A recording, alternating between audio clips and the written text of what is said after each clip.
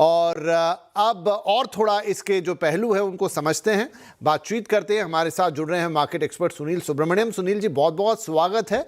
तो मार्केट के point of view से ये जो deal mother of all deals है, ये कैसी आपको दिख रही है? कैसे मार्केट इसे लेगा? हालांकि आज नंबर्स में बहुत सारा इम्पैक्ट हमने देखा नहीं, क्लोजिंग मार्केट की अच्छी रही, लेकिन जब डील साइन हो रही थी उसके आसपास ऐसा कोई बहुत ज़्यादा रिएक्शन नहीं आया। बट क्या आगे और चीज़ें एंटिसिपेटेड रहेंगी इस डील के बाद? देखिए, लॉन्ग टर्म में डील डेफिनेटली पॉजिटिव है। शॉर्ट टर्म में क्योंकि 2027 से ही लागू होगी डील और उधर अप्रूवल्स भी की जरूरत है, तो वक्त लगेगा। तो मैं कहूंगा कि ये डील को हमें देखना चाहिए कि इंडिया की जो भविष्य, देखिए आज हम 7-8% की जीडीपी ग्रोथ तो अचीव कर रहे हैं, मगर अगर डबल डिजिट जीडीपी ग्रोथ में जाना है तो हमारी जो डेमोग्राफिक डिविडेंड है उसका फायदा पूरा उठाना है।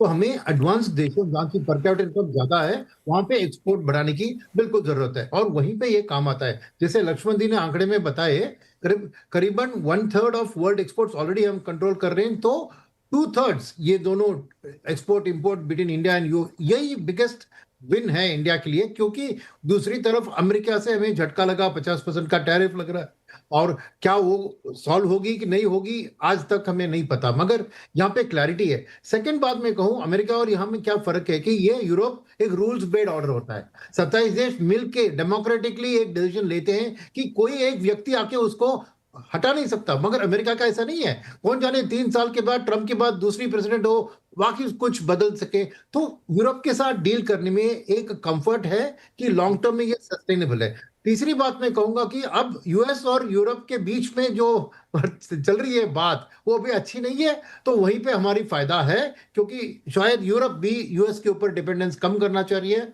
और हमारी ओर पलट रही है। तो इस चीज के अंदर हम देखें तो मुख्य मैं बात कहूंगा कि इंडिया की लॉन्ग टर्म के लिए, एक मार्केट कैप को जीडीपी बताएं तो लॉन्ग टर्म के लिए जो पी का वैल्यूएशन का फ्लोर है वो बढ़ जाएगा।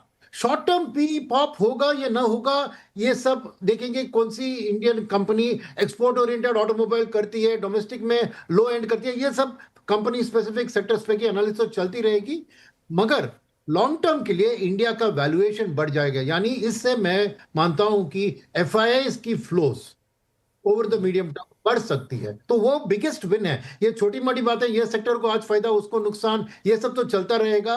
उनकी अर्निंग्स भी आएगी और डिसअपॉइंट करेगी या बेस्ट, वो बात अलग है। मगर एक लॉन्गर टर्म के लिए जो फ्लोर बनता है पी का हमारा, वो बढ़ जाएगा। बिकॉज एज अ देश हमारी युवा जो डेमोग्राफिक डिविडेंड है उसको एक आउटलेट, तो वही बिगेस्ट विन है इस डील के लिए। तो लॉन्ग टर्म 3 से 5 साल वाले निवेशक के लिए ये एब्सोल्युटली एक अच्छा मौका है खरीदारी करने का, वही मैं कहूंगा। राइट। तो ये एक ब्रॉडर पिक्चर हो गई। आपने कहा कि सेक्टर स्पेसिफिक बातें होती रहेंगी, लेकिन एक मैं अलग पर्सपेक्टिव में आपसे एक चीज समझना चाहता हूं सुब्रमण्यम जी, कि जो कंपनियां यहां से अब एक्सपोर्ट करेंगी, जिनके लिए मौके खुलेंगे यूरोप के अंदर, लेकिन एक ये बात होगी कि उनको उस लेवल पर जाकर चीजें बनानी पड़ेंगी, जिस भी तरह के एक्सपोर्ट वो कर रहे हैं यूरोपियन स्टैंडर्ड को मीट करना होगा। प्लस वहां से जो चीजें आएंगी वो डेफिनेटली इंडियन मार्केट में अगर उनसे ड्यूटी हटके यहां पर आएंगी तो एक कॉम्पिटिटिव माहौल पैदा करेंगी। क्योंकि अगर यूरोपियन क्वालिटी की हम बात करें काफी अच्छी होती है, तो ये दोनों तरफ का बैलेंस इंडियन कंपनी को बिठाना होगा, चाहे एक्सपोर्ट की बात हो या उधर से जो इंपोर्ट्स आ रहे हैं उनसे मुकाबला करने के लिए। आपने सही कहा, ये बैलेंस तो करना होगा। मगर एक इंपॉर्टेंट चीज मैं बताऊं, अब समझिए मर्सिडीज बेंज है जो यूरोपियन कंपनी है, वो यहाँ आके कारखाना लगाती है और यहां से गाड़ी बनाकर यूरोप को एक्सपोर्ट करती है, तो वो इंडियन एक्सपोर्ट में माना जाएगा। तो ये बहुत बड़ा बूस्ट होगा कि यूरोपियन मैन्युफैक्चरर्स को आके यहाँ आके इंडियन लेबर सप्लाई और लेबर कॉस्ट का एडवांटेज उठाकर इंडिया से एक्सपोर्ट करे टू यूरोप।